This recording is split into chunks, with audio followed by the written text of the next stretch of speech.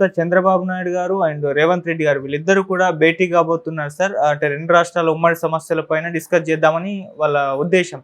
అయితే ఇదే మీటింగ్‌కి రాహుల్ గాంధీ గారితో ఒక కాన్ఫరెన్స్ మీటింగ్ కూడా ఉంటుందని అంటున్నారు. మరి దీంట్లో నిజమెంతుంది? అసలు ఇప్పుడు వీళ్ళ డిస్కషన్ ఎందుకు అంటారు? అంటే ఓన్లీ ప్రజా సమస్యలపైనే అంటారా? లేకుంటే పొలిటికల్‌గా ఏమన్నా ఉండే అవకాశం ఉందంటారా సార్?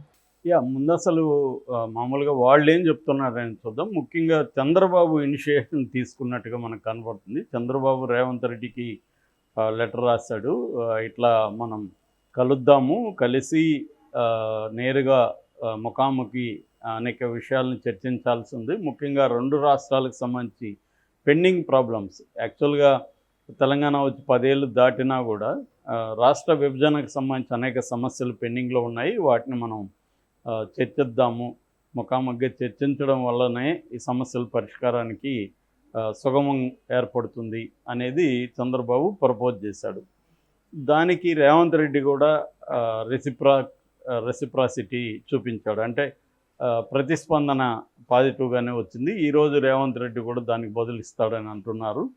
సో జూలై 6వ తేదీ వీళ్ళ మీటింగ్ ఇక్కడ ప్రజాభవన్లో వీళ్ళిద్దరి మీటింగ్ ఉంటుందని చెప్తున్నారు. వీళ్ళతో పాటు 2 వైపులా కూడా కొంతమంది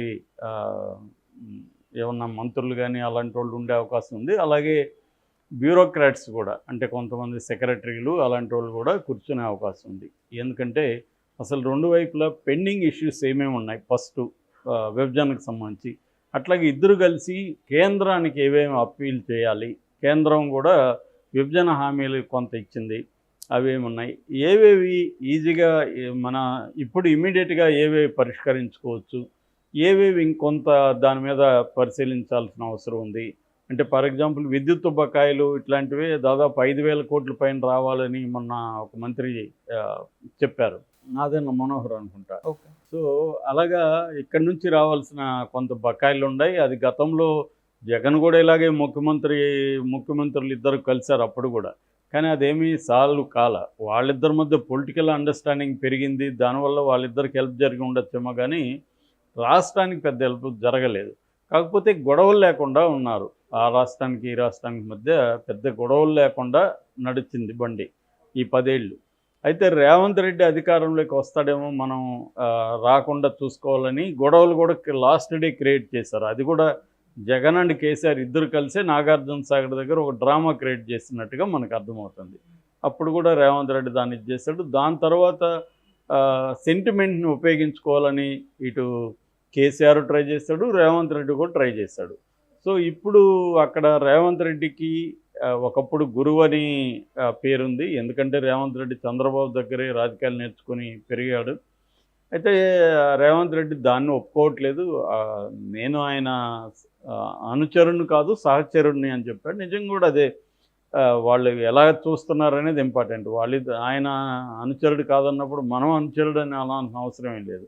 ఏదేమైనా రేవంత్ రెడ్డి చంద్రబాబు దగ్గర అనేక విషయాలు నేర్చుకోవచ్చు, గురువుగా కూడా ఫీల్ అవ్వచ్చు, తప్పేం లేదు. ఎందుకంటే చాలామంది ఆ మాటకు వస్తే కేసీఆర్ కూడా చంద్రబాబు దగ్గర మంత్రిగా పనిచేస్తాడు కదా. చంద్రబాబు 45 ఏళ్ళ అనుభవం ఉన్న సీనియర్ నాయకుడు కాబట్టి ఇవాళ ఉన్న చాలామంది స్టేట్ లెవెల్ లేకపోతే నేషనల్ లెవెల్ నాయకులు ఆయన దగ్గర నేర్చుకుంటారు, ఆయనతో కలిసి పనిచేస్తుంటారు. అందులో తప్పేం లేదు. అంత మాత్రాన ఒక స్టేజ్ దాటిన తర్వాత ఈక్వల్గా చూడడం అనేది జరుగుతుంది ఎక్కడైనా లైఫ్లో అయినా. ఇప్పుడు మన దగ్గర ఎవరో నేర్చుకుంటాడు, అతను మనకంటే పెద్ద పొజిషన్లోకి వెళ్తాడు, అప్పుడు నువ్వు కూడా నా శిష్యుడు రారాగిరా అనలేం కదా. కొంత హోదా అదంతా పరిస్థితిని బట్టి వాళ్ళకి గౌరవం ఇస్తాం. అలాగా వీళ్ళిద్దరూ ఏదో గురు శిష్యులు కలుస్తున్నట్టు చాలామంది చెప్తున్నారు, కానీ గురు శిష్యులు అనేది కాదు, ఇద్దరు ముఖ్యమంత్రులు కలుస్తున్నారు. సో మంచిదే ఇది. చంద్రబాబు ఇనిషియేషన్ అనేది ఖచ్చితంగా ఆహ్వానించదగింది. దీనివల్ల 2 రాష్ట్రాలకు కూడా మేలు జరిగే అవకాశం ఉంది. ఎందుకంటే సామరస్యంగా పరిష్కరించుకుంటే అనేక సమస్యలు పరిష్కారం అవుతాయి.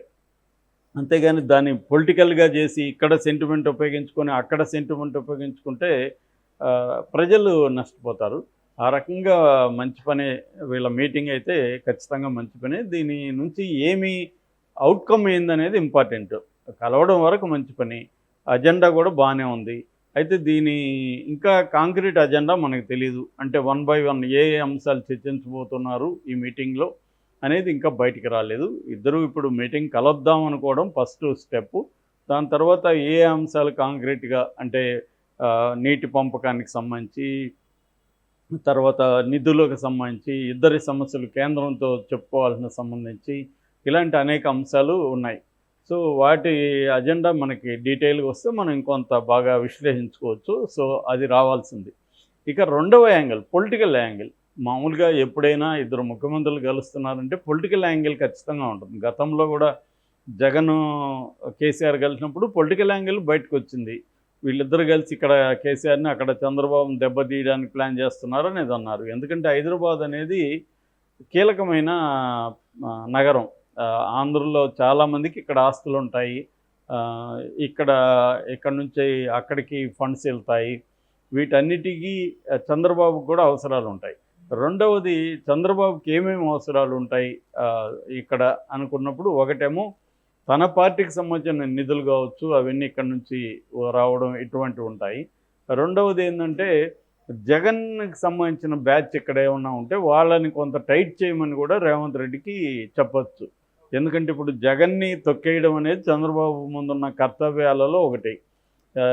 2029కి ఆయన కొంత బలహీనపడే అవకాశం ఉంది, ఫిజికల్గా కానీ మెంటల్గా కానీ. చంద్రబాబు అంటే మరీ ఘోరంగా ఏమీ అయిపోతాడని నేను అనుకోవట్లేదు. ఆయనకి అప్పటికి 80 దాటుతాయి. బట్ ఇవాళ ఇండియాలో ఒక యావరేజ్ స్పాన్ ఆఫ్ లైఫ్ దాదాపు 70 వరకు ఉంది.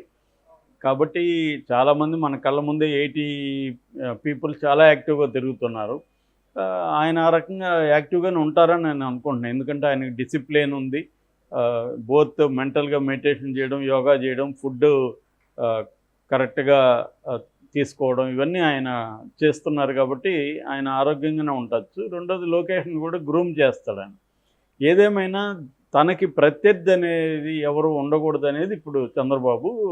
జగన్ బాగా బలహీన పడిపోయి ఉన్నాడు కాబట్టి జగన్ని తొక్కేయాలని. కాబట్టి ఆ క్రమంలో హైదరాబాద్లో తన ఫ్రెండ్ గవర్నమెంట్ ఉంటుంది కాబట్టి, తన సహచరుడు గవర్నమెంట్ ఉంది కాబట్టి, ఇక్కడ జగన్కి సపోర్టర్స్ ఎవరైతే ఉన్నారో, ఫండర్స్ కావచ్చు, సపోర్టర్స్, వాళ్ళని కట్ చేసే విధంగా కూడా మాట్లాడుకునే అవకాశం ఉంది.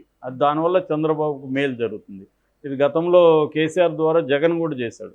అట్లాగే తన అనుకూలరికి తెలంగాణలో ఇప్పుడు ఆంధ్రప్రదేశ్ నుంచి ఇక్కడ కాంట్రాక్టులు ఉండొచ్చు, చాలా కమ్మలాభి పెద్దది ఉంటుంది. వాళ్ళలో ఇక్కడ తెలంగాణలో వాళ్ళకి కాంట్రాక్టులు కావచ్చు, ఇతర ఇంట్రెస్టులు కావచ్చు. దీనికి సంబంధించి కూడా చంద్రబాబు మాట్లాడే అవకాశం ఉంది.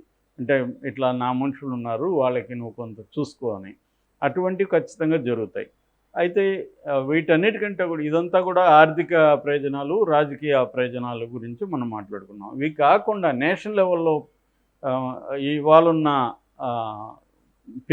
పొలిటికల్ పిక్చర్ని మనం దృష్టిలో పెట్టుకుంటే, చంద్రబాబు రాష్ట్రానికి కావచ్చు, తనకి ప్రయోజనాల కోసం కావచ్చు, మోడీని కొద్దిగా ప్రెజర్ చేయగలిగిన పరిస్థితిలో ఉన్నాడు. సో ఈ ప్రెజర్ చేయాలంటే చంద్రబాబుకి ఒకవేళ మోడీ అంటే లాజికల్ ఎండ్కి తీసుకెళ్ళలేడు చంద్రబాబు. అంటే నేను విత్డ్రా అవుతాను అనలేడు. ఎందుకు? విత్డ్రా అయితే ఆయనకు ఆల్టర్నేటివ్ లేదు. విత్డ్రా అయితే మోడీ ఇంకేదన్నా మేనేజ్ చేసి మోడీ కానీ గవర్నమెంట్లో ఉంటే చంద్రబాబుని ఇబ్బంది పెట్టగలడు మోడీ. సో కాబట్టి ఇవన్నీ ఆలోచించి చంద్రబాబు ఏం చేస్తాడంటే, మోడీని ప్రెజర్ చేయాలంటే ఆల్టర్నేటివ్ కూడా ఇండియా కూటమితో కూడా కొంత టచ్లో ఉంటే చంద్రబాబు, రేపొద్దున ఏదన్నా అయితే ఇండియా కూటమి ద్వారా మళ్ళీ గవర్నమెంట్ ఫామ్ చేయగలిగిన పరిస్థితిలో ఉంటేనే చంద్రబాబు మోడీని బెదిరించగలడు, లేకపోతే బెదిరించలేడు. అందుకని కూడా తనకి కాంగ్రెస్లో ఆల్రెడీ కొంతమంది ఫ్రెండ్స్ ఉన్నారు. ఆ రకంగా రేవంత్ రెడ్డితో ద్వారా కూడా ఆయన ఈ విషయాలు కూడా చర్చించే అవకాశం ఉంది. అసలు పరిస్థితి ఏంటి, రేపొద్దున ఒకవేళ ఏదన్నా రాష్ట్రానికి ఇప్పటికిప్పుడు కాకపోవచ్చు, ఒక 2 ఏళ్ల తర్వాత ఏంటో, ఇప్పుడు ప్రత్యేక హోదా ఇవ్వలేదు అని చెప్పి రేపొద్దున చంద్రబాబు బయటికి రావడానికి కూడా ఆయన కారణాలు ఉంటాయి. ప్రత్యేక హోదా ఇవ్వలేడు మోడీ, ఎందుకంటే ఇక్కడ ఇస్తే ఆల్రెడీ బీహార్లో తీర్మానం కూడా చేశారు. కాబట్టి ఇండియా కూటమితో మంచిగా ఉండొచ్చు. రేపు రాహుల్ గాంధీతో వీడియో కాన్ఫరెన్స్ అంటే